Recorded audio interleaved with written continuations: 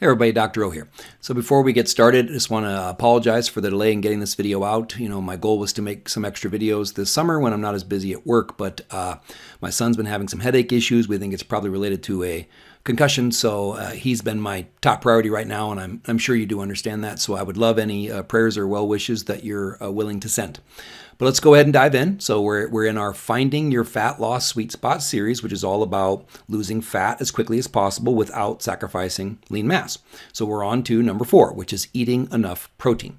So this video is going to explain why I'm borderline annoying about how much I talk about the importance of protein and how the average person is just not getting enough. Protein is a powerful tool when you are losing fat, right? It has the highest satiety value of any food. This means that it helps to control hunger, at least up to a point, up to a limit. Protein also has the highest thermic effect of food. So you actually burn more calories when you eat protein than you do from eating carbohydrates or fat.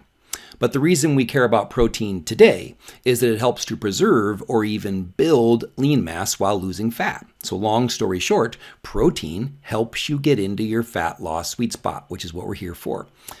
Okay, before we dive into what I really want to focus on today, please reach out to me if you want to learn more about protein after seeing these next 2 videos, right? I know it's a complicated topic. I've been considering making a mini course just that covers all things protein once I'm done with this Fat Loss Sweet Spot series and a few more videos that I have coming out. But let me know if that sounds like a good idea to you. But either way, I will definitely be making some videos in the future about protein because I want to talk about, number 1, the importance of protein quality. Number 2, making sure that you're reaching what's called the leucine threshold for maximal muscle protein synthesis at each meal. And number 3, I want to talk about something called the protein leverage hypothesis that might actually explain the entire obesity epidemic. So let me know if those things sound interesting to you. So protein is a top priority. Why? Your body needs essential amino acids from protein to survive, right? There's no such thing as an essential carbohydrate. We need about 3 grams a day of essential fatty acids, which is just a fraction of what we eat, even on a low-fat diet. But we have to consume the essential amino acids that are found in protein all the time because we need them. They're essential. Our body can't make them. And the only place our body actually can store these protein building blocks is in our muscles, our bones, and our organs. We can store carbs as glycogen. We can store fat as fat. It's much better for your body to use protein from your meals than protein from your muscles and your bones and your organs as fuel or to survive. This is why following a high-protein diet helps preserve muscle mass and increase fat loss on a diet. Study after study shows the same thing. I'll show you several of them today. In addition, low-protein diets actually appear to increase the risk of regaining the weight once you've lost it.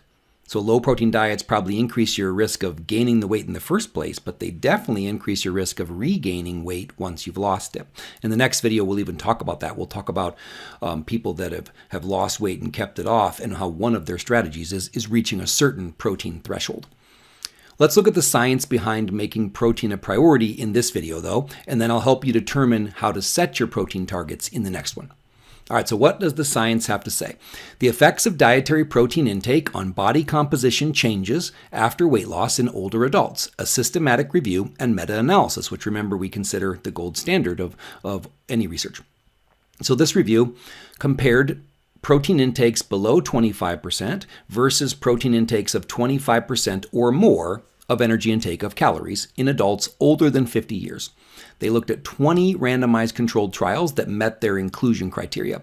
Their conclusion was that older adults retained more lean mass and lost more fat mass during weight loss when consuming higher protein diets. That's why we're here. That's what the fat loss sweet spot is all about. They retained lean mass, they lost more fat. That means they found their fat loss sweet spot, or at least we're closer to it. So consuming 25% or more of your calories per day from protein appears to be important, especially in older adults. Next study, the effects of protein intake and gender on body composition changes, a randomized clinical weight loss trial. So this was a 12-month randomized clinical trial with 4 months of weight loss and then an 8-month weight maintenance phase. The subjects were all overweight, middle-aged adults. They were put on a 500 calorie per day deficit, which means that they should have been losing about 1 pound per week. The high protein group consumed 1.6 grams per kilogram per day, which will be within the range that I typically recommend. The low protein group was consuming 0.8 grams per kilogram per day, which would be the RDA, or recommended dietary allowance, for a sedentary adult. The high protein group lost 53% more body fat than a normal protein group eating the same number of calories. So both groups had the same number of calories. The high protein group lost 53% more body fat. I should just drop the mic and be done, right? We need protein when we're trying to lose fat. Next study, though. Higher compared with lower dietary protein during an energy deficit combined with intense exercise promotes greater lean mass gain and fat mass loss, a randomized trial. So a 4-week trial. They put these people on a 40% calorie deficit. At the same time, they were resistance training, they were lifting weights, combined with HIIT, high-intensity interval training, 6 days per week. So very intense exercise while in a 40% calorie deficit. The high-protein group increased their lean body mass by 2.65 pounds and lost 10.58 pounds of fat in a 4-week trial. The low-protein group increased their lean mass, but only by 0.22 pounds, and then they only lost 7.7 pounds of fat. So that means that during a 4-week trial, the high-protein group added 2.43 more pounds of lean mass and lost 2.88 more pounds of fat. All great news so far. Next one, increased protein intake reduces lean body mass loss during weight loss in athletes. So 20 young, healthy, resistance-trained athletes, which you often see in studies because they're college students that are looking for credit or extra credit. They reduced their calories by 40% for 2 weeks, so a pretty steep calorie reduction, but they kept their normal training schedule. The high protein group ate 35% of their calories as protein. That ended up being 2.3 grams per kilogram per day. This would be on the higher end of what I typically would recommend.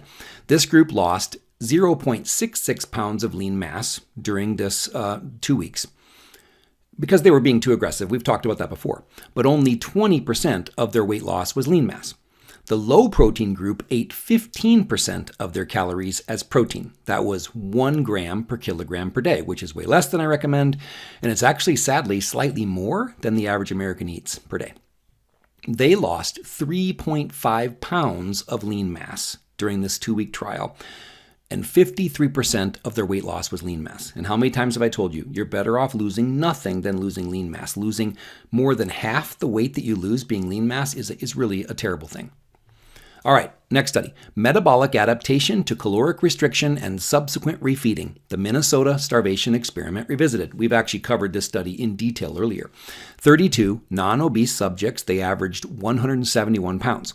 They ate 50% of their energy needs for 3 weeks. So they put them on a diet, they cut their calories in half, which ended up being an average of 1,353 calories per day. But this is why I wanted to come back to the study. They only ate 49 grams of protein per day, which some of you that might be what you eat.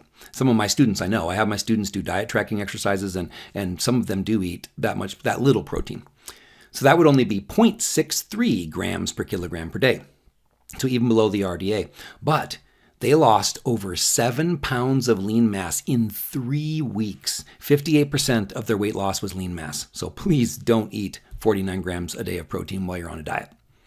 Another one, high protein intake sustains weight maintenance after body weight loss in humans. So we talked about how eating more protein will help you lose fat and preserve lean mass. But what about maintaining your weight loss? So these people ate a 500 calorie diet. They weren't in a 500 calorie deficit. They were only eating 500 calories per day for 4 weeks, followed by a 3-month weight maintenance assessment. So both groups ate the same number of calories during this maintenance phase. So they were all on a real strict diet for 4 weeks. For the next 3 months, both groups ate the same number of calories. But the higher protein group was given 48.2 grams per day of additional protein. So they were eating more protein than they must have been eating less carbs and less fat. The higher protein group regained half as much weight as the lower protein group. So that's already awesome, right? Over the 3 months after they went on their diet, they only regained half as much weight. But here's the cool thing. All the weight they regained was lean mass. They didn't gain any fat mass back. They regained weight, but it was all lean mass, which we want. That's why you care more about measurements than the scale. You want your lean mass to go up for multiple reasons that I covered in the first video. So all the weight that the high protein group regained was lean mass. The group that was eating 48.2 less grams per day of protein, they gained some lean mass back, but much of what they gained back was fat. So they gained twice as much weight back, and some of it, the majority of it, was actually fat. But the high protein group also had increased satiety. Remember that feeling of fullness? Even though both groups ate the same number of calories. So they were able to maintain their weight better because even though they were eating the same number of calories, they were more satiated, they felt more full because of the satiety effect of protein. All right, one last one just to put a bow on everything here. This is a review. I'll cover it in more detail in other places in the future. Clinical evidence and mechanisms of high protein diet induced weight loss. So this was a review of fairly long clinical trials, right, of 6 to 12 months, which you're not going to see nutrition studies that are much longer than that. Most of them are only a matter of weeks. But so they looked at clinical trials that were 6 to 12 months long, and they reported that a high-protein diet provides weight loss effects and can prevent weight regain after weight loss, which is exactly what we're looking for, losing weight, keeping it off forever. Then let me quote this. The high-protein diet has not been reported to have adverse effects on health in terms of bone density or renal function in healthy adults. The reason I wanted to quote that is because those are the two biggest concerns people have about eating more protein, is that protein is somehow bad for your bones, even though bones are just mineralized proteins, and then that protein is bad for your kidneys. So we'll cover this more in the next video, but this is a quote from this review that looked at all these clinical trials. And then another quote, in conclusion, the high-protein diet is an effective and safe tool for weight reduction that can prevent obesity and obesity-related diseases. So all reasons to make sure you're getting enough protein. So eating enough protein is going to help us find our fat loss sweet spot. So I hope I've made the case that protein intake is a major way to protect your lean mass while losing fat. So now in the next video, I will help you figure out how to set your protein target to put you right in the middle of that fat loss sweet spot. I hope this video helped. You have a wonderful day. Be blessed.